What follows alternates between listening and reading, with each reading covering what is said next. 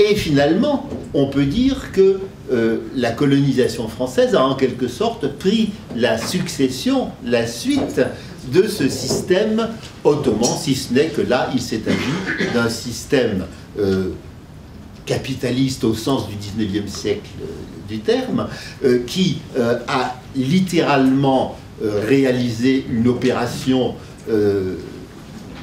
marchande sur les terres, sur à peu près 7 millions à 8 millions de terres cultivables. On estime que la colonisation s'est emparée par la force ou par l'extorsion de biens, comme après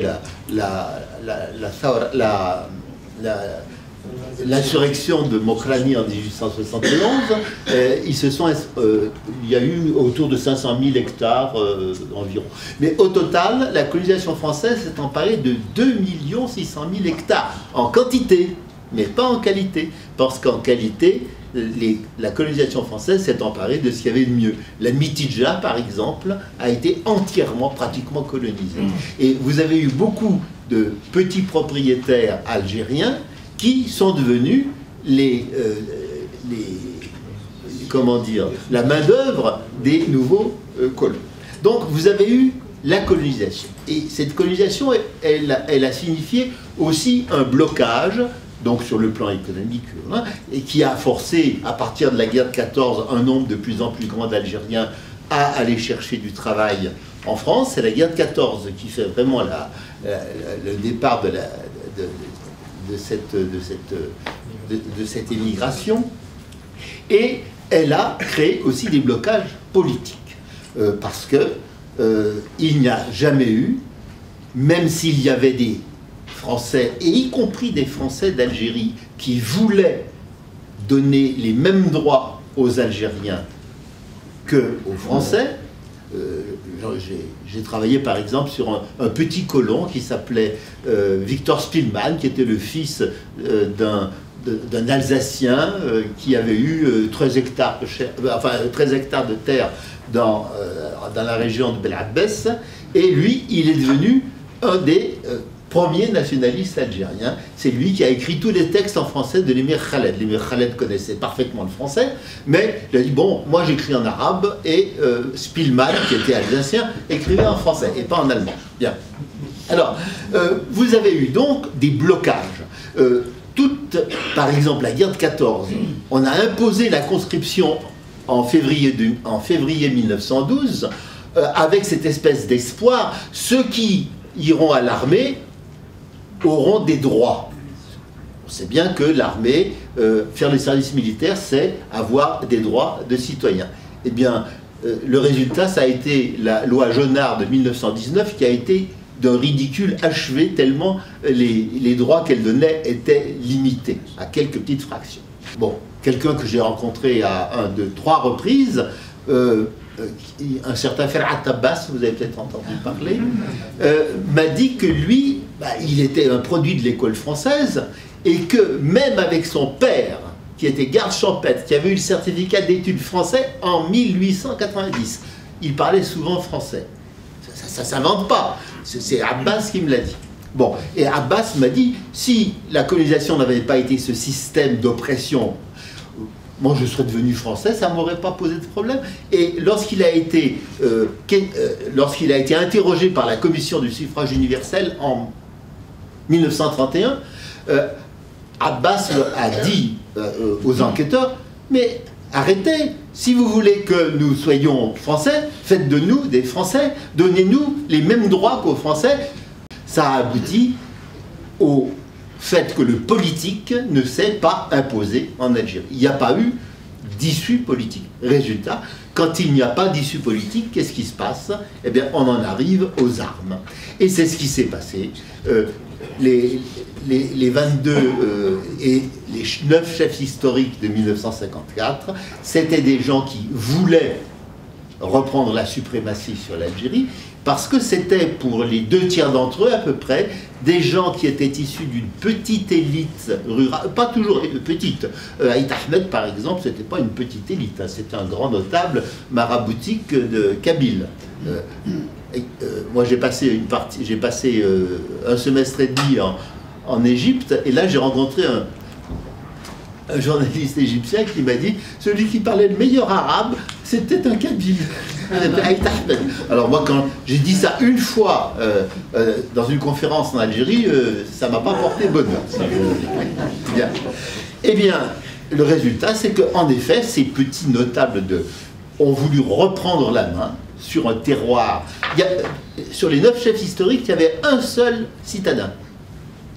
Et encore, citadin d'Idouche Mourad, ses parents avaient immigré de Kabylie. Bon, donc c'était un citadin new wave, enfin récent, si vous voulez.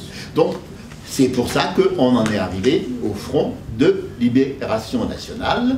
Et ce Front de Libération Nationale est une construction de volonté militaire, mais pour prendre le pas sur le politique, pour arriver à l'indépendance de l'Algérie. Ce qui ne veut pas dire que les relations avec la France, notamment la culture...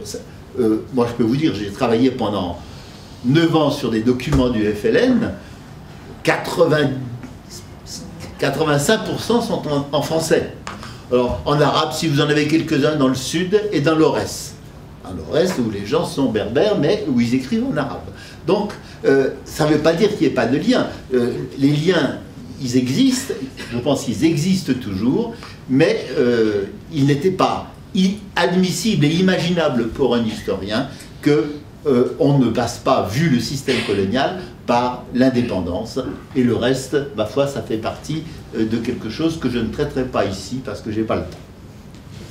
Merci Gilbert pour cette synthèse très courte mais très dense qui a rappelé l'Algérie précoloniale, l'Algérie coloniale et aussi la genèse du mouvement national. Et ce qui est appréciable dans ce que tu viens de dire, c'est que si la violence a été le moyen pour atteindre l'indépendance, c'est parce que cela a été imposé par la nature rigide du système colonial. L'Algérie, dans les années 50 et dans les quelques années qui ont suivi l'indépendance, a été un pays qui a porté les espoirs du tiers-monde pour se développer. Dans les années 60, l'Algérie avait exprimé une volonté farouche de se développer, d'arracher l'indépendance économique, et beaucoup de pays d'Asie, d'Afrique, même d'Amérique latine, venaient, enfin leurs représentants venaient à Alger, qui était devenue la Mecque du tiers-mondisme. Et 2 décennies plus tard, ces aspirations au développement, au bien-être, à la refonte de l'ordre international, l'ordre économique international qui était injuste pour les peuples du tiers-monde, eh bien, toutes ces aspirations se sont malheureusement effondrées et l'Algérie, après l'Égypte, après d'autres pays du tiers-monde, est entrée dans les rangs de l'économie néolibérale, dans les rangs de l'ordre impérialiste, puisque aujourd'hui, l'Algérie se contente de vendre sa principale matière première, les hydrocarbures, pour importer l'alimentation nécessaire à sa population. Il n'y a plus de projet, il n'y a plus d'ambition. L'Algérie a été mise à genoux par l'impérialisme, aidé, il est vrai, par la bourgeoisie comprador, mais aussi les généraux algériens qui ont façonné ce système pour qu'il serve d'abord leurs intérêts. Que si l'Algérie veut s'en tirer, il faudrait faire participer les différentes populations, les représentants des populations d'Algérie au champ de l'État. Or, les populations ne sont pas représentées. Ni celles du Sud, ni celles de l'Oranie, ni de la Kabylie, ni rien du tout. C'est un pouvoir qui choisit, y compris le syndicat. y compris le syndicat, le pouvoir, la police politique, le DRS choisit les dirigeants du syndicat. Et comment voulez-vous qu'un pays qui fonctionne de cette manière... Eh bien, l'Algérie n'est pas un pays développé.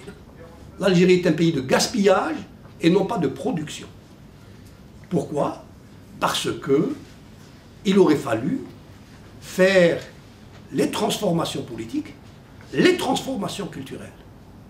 Le retard de l'Algérie, l'handicap de l'Algérie n'est pas économique, il est culturel. Et ce qu'on ne sait pas, mais que je vous dis quand même, c'est que les plus grands intellectuels algériens, en général, sauf exception, on ne les trouve pas en Algérie. Ils sont tous à l'extérieur. Vous avez les constitutions, elles servent très souvent dans ces pays d'ornement, si vous voulez, parce qu'elles ne sont pas appliquées.